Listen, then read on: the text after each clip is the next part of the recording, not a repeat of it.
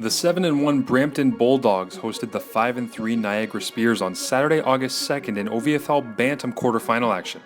Immediately from kickoff in the Flower City, Brampton displayed a lively running game, up 7-0 here when Retson Daly set the tone, showing he would refuse to go down easily all afternoon. Retson decided that going right was boring, so the next play he sprung the chest pass toss from QB Colin Pepper to the left side for the Bulldog 28-yard gain as the Niagara staff quickly realized they needed to change their tactics to stop a powerful Brampton running game. Displaying an array of backs capable of carrying the load, Juwan Jeffrey took the inside handoff through the gut, smashing defenders while finishing his run. After Jeffrey's run, the third Musketeer made an appearance when John Mechie ripped off the 35-yard touchdown run for the 14-0 lead, sounding the Bulldogs' base creator to drop a beat.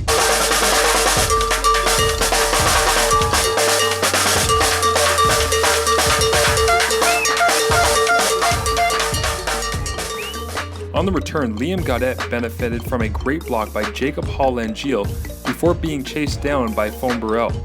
On first down, Ryan James dropped the draw handoff down to his backfield brethren before the Spear ball carrier was down by several Bulldogs as the home D just wanted to hit anybody.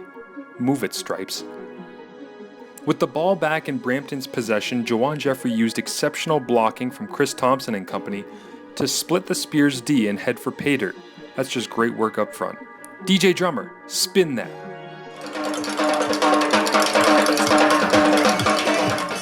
On the ensuing kickoff, Ao Ajayi spun the return man before a pack of wild dogs dropped the power run attempt from the Niagara offense. But not discouraged, Chase Osinga would bust the gut for the first Spear big gain of the afternoon for 29 yards, giving the Spears stats guys a chance to actually write something down. On play action, James would find a wide open Liam Gaudette, who appears to be allergic to the end zone, as he falls down just shy of the goal line behind busted coverage. The Spears would not be denied their first points of the day though, 21-7 Bulldogs. The big play offense seemed to fire up the Spears D when they chased down quarterback Colin Pepper, who likely wishes he shook it like a salt shaker to escape the Spear rush. And the next play is so ridiculous that I'll just let you enjoy it without my voice. Who let the dogs out? Who let the dogs out? Who let the dogs out? Who let the dogs out? But the party was nice, the party was pumping. But the TD was called back on account of unnecessary awesomeness, I believe was the official call. So the Bulldogs drove down the field again, at which point Retson Daly marched the ball down to the 1-yard line, while the Niagara defense took a water break to figure out how to stop the Brampton backs. After 2 penalties, the Bulldogs settled for 3 and a 24-7 lead. With 6 seconds left in the half, Niagara quarterback Ryan James loaded up the bomb but was rocked and forced to leave the game, down 17 at the half, changing the Niagara attack. After the entire Spears D brought down Daly, Brampton faked a punt with good field position, and Mechie very nearly came down with the rare and awesome fake punt touchdown, but it was all for naught.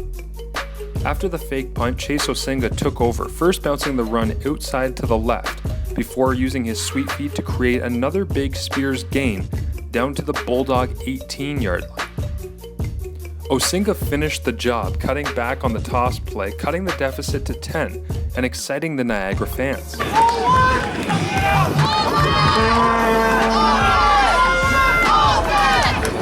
The Spears went onside on the kickoff, and Liam Gaudette recovered, giving the Spears even more hope and excitement on an already pumped-up bench. Getting back to the explosive play action, new Spear quarterback Connor Cropper went deep, and Owen MacArthur made the spectacular grab as the Spears continued to battle and show a ton of heart. Cropper found Osinga over the middle for 6, and after quarter time, Osinga again impacted the game, bouncing the rock wide right, escaping several Bulldog defenders with speed before diving into the front corner of the end zone for 6. Yep, me and the rest of the refs are going to Denny's for dinner, boys. It's also a touchdown. 24-21 Dogs at the start of the 4th.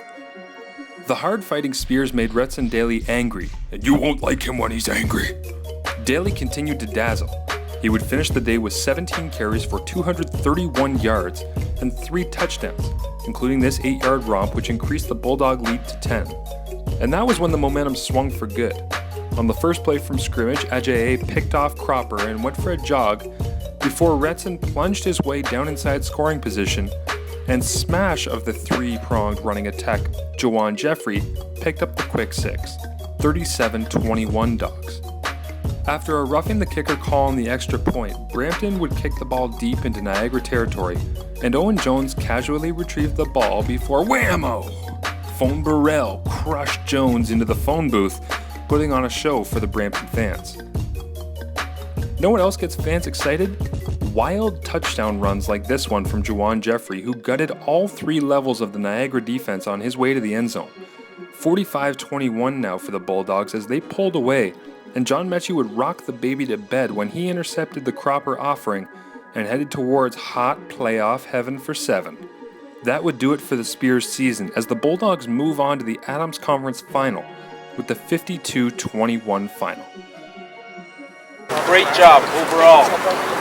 All the captains, great leadership. I appreciate that. All the other guys that follow you captains, keep doing it. All right? Gentlemen, excellent job. Way to channel that negative anxiety into positive plays. I saw the energy out there in the fourth quarter. You guys turned it up, and that was channeling that energy in the right place. Good job, good focus, and guys, hey, Def, way to finish. Way to finish. Good job. Hip, hip, hip, hip, alright. They've been gelling into a real, what I call a real team, a true team, which I do believe the football game does. It really is that true sports, team sports game. And I tell you, the guys have been good all year, but I tell you, they've actually been a little bit scared. They lost to Niagara. There's some naysayers, but I can tell you, that anxiety that I was seeing at the beginning of the game, I'm so proud of them that they actually were able to channel it into that positive energy. The end result is what we see in the fourth quarter. Coach McCalla on his 3-back attack. I tell you, as a defensive coordinator, I feel it. You know, we have a 3-back tandem, and I think we can compete with anybody at this level in the league. And that sort of gives us that confident level. At any one play, they could pop it. That sort of, we feed off of that, and I think other teams do know that. Now they're just seeing all the 3 packs, but we do have that. I can tell you, as a defense coach, I wouldn't want to play these guys. When you're tired, the other guy could just come in and do better than you would. It makes the run game more dynamic. It's more effective. Because we all have different running styles. Like we have a power runner, we have a runner that can go through the holes and stuff like that, and we have runners that can bounce it outside, so it's easier. You guys left it all on that field. You gave everything. And like sometimes the result isn't what you want, but that's just, it's a good life lesson, guys.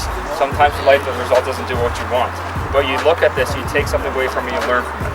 You've all become better men here today, okay? You may not realize it right now, but you have. So you guys should definitely be proud of yourself and what you've accomplished this season. Okay? What I'm most proud of is that they kept fighting, working hard all the way through. Like those 3 running backs, they were tough and breaking a lot of tackles constantly, and the guys kept on working the whole time. They didn't let up, even though these guys just kept running on us, and they kept fighting the whole time.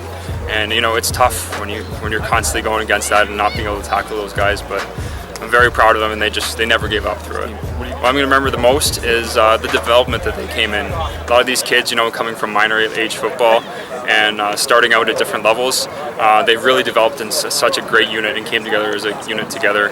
And I'm very proud of what they did this year.